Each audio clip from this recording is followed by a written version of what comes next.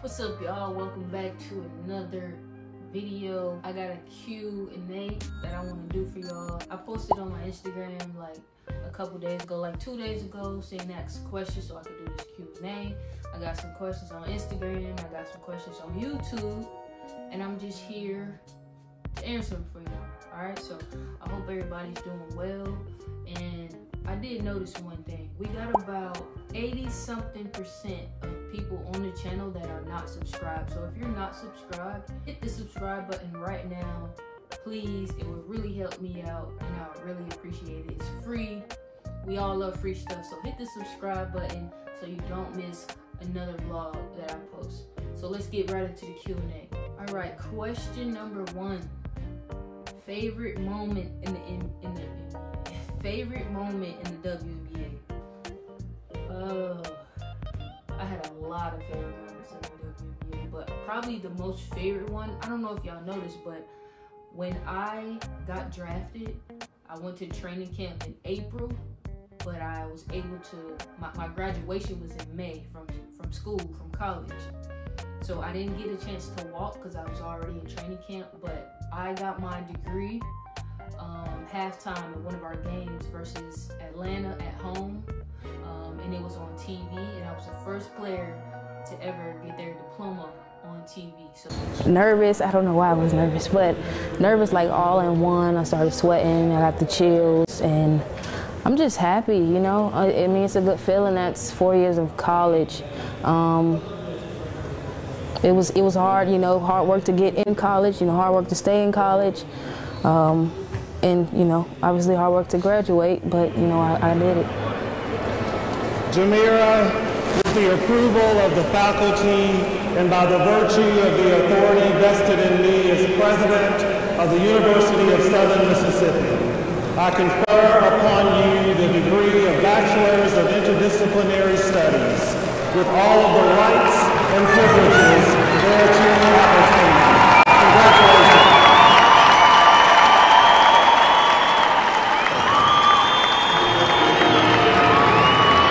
That's probably one of my favorite moments. Within basketball, it would be when we won the Eastern Conference Finals. I believe that was my rookie year as well. So yeah, that would be my favorite moment. Question number 2. My favorite teammate before I started playing professionally. I've played with tons of people, right? And most of my friends that I do have, we all grew up together from playing basketball. But I got 2. I would say one would be Shay. Shamar Harris, she's in Palm Beach. She's older than me, so she kind of like took me under her wing when I got there. And I would say Shay. And then I would say Maisha, she was, like I was the one, she was the 2, or she was the one and I was the 2. We was like this, and you know, our folks was close, and we're still close to this day, but playing with those 2 were definitely my two top players to play with before professional. Question number 3, highest scoring game in the WNBA. Bro, my highest scoring game was my rookie year again. We played in LA, and it was the first time we beat LA in about 7 years, and I started. Our starting point guard was injured, so I started, and I had 27 as a rookie, and that game was crazy. It was nobody but God. I couldn't miss. I was always making the right pass. It was just like my setting point, like everybody, look at her, like without a doubt. That was my highest scoring game in the WNBA as a rookie. Question number 4, the difference between overseas and the WNBA. Now, basketball wise, the only difference to me, and I've said this before, is that it's way more intense, way more contact. I mean, they still tell you to run your team, you know, run the floor like that as far as a point guard, but it's way more physical overseas, to the point where like somebody will hit you and you just be doing everything you can not to hit them back, because it's like they can get away with it. But like, I would say that would be the only difference for me. It's way more physical over there. Question number 5. Are you going back to the WNBA? Me personally, no, I am not. And I think this is only coming from, I've been posting like basketball footage, reels, YouTubes, TikToks, and all of that when I go out to the court or LA Fitness, and I ain't lost nothing. So, but no, I'm not going back for me. But if it's in God's will and it just works out, I mean, of course I am. If it's in God's will. But as of right now, no, I'm not. I'm just getting out there and staying in shape. That's about it. Question number 6, favorite coach of all time.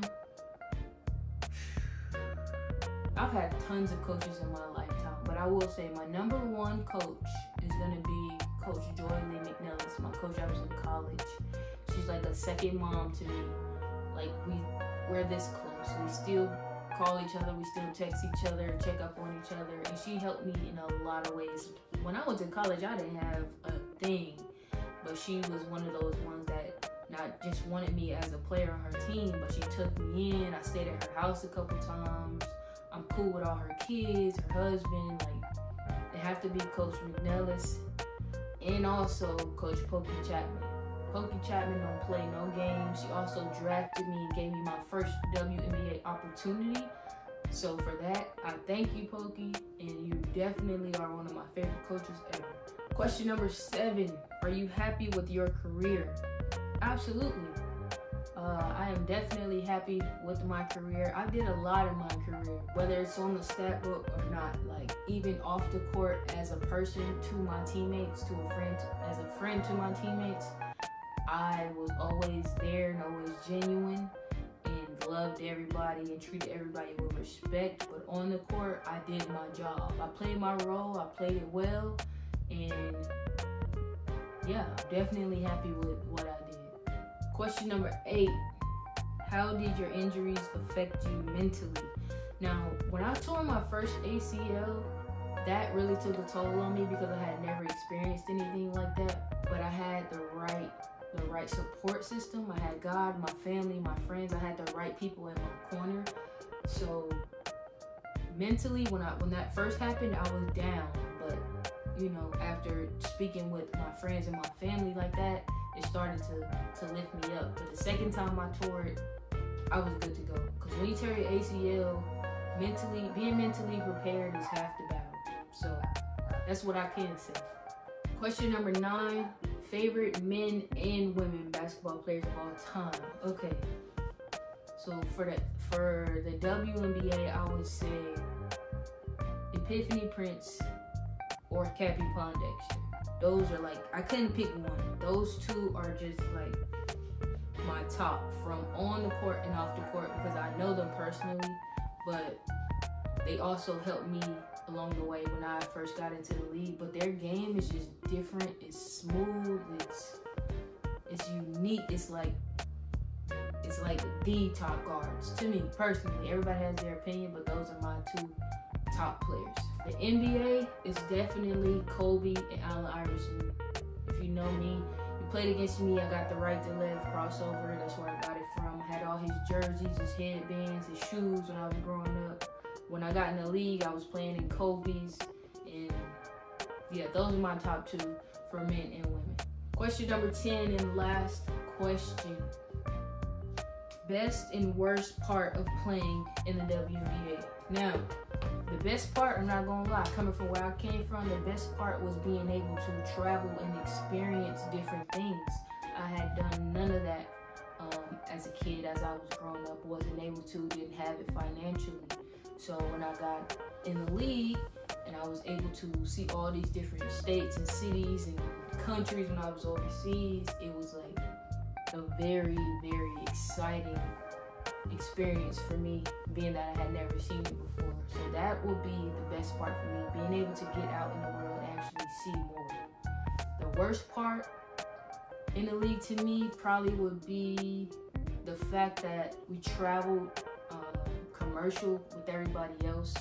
Not saying that I don't like people, but why can't we fly private to be more comfortable? You know, we got the big man in the middle seat, or you know, stuff like that, sitting by the bathroom. Like, it's just not called for professional athletes at all. And also playing back-to-back games, bro.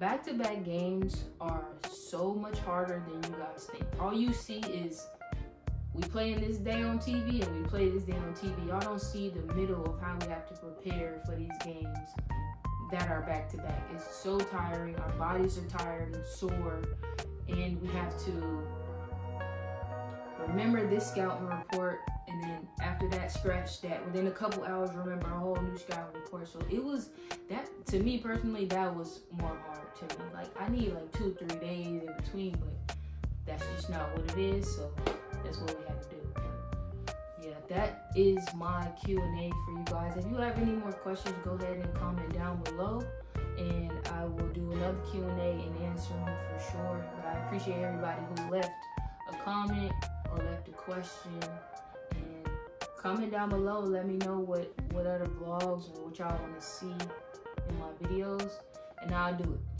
Feel me? So thank you for tuning in. Make sure you like this video. Make sure you comment down below. Leave a positive comment, and don't forget to subscribe. It is free, and 80% of y'all are not subscribed, so I need y'all to subscribe. All right, see y'all in the next one.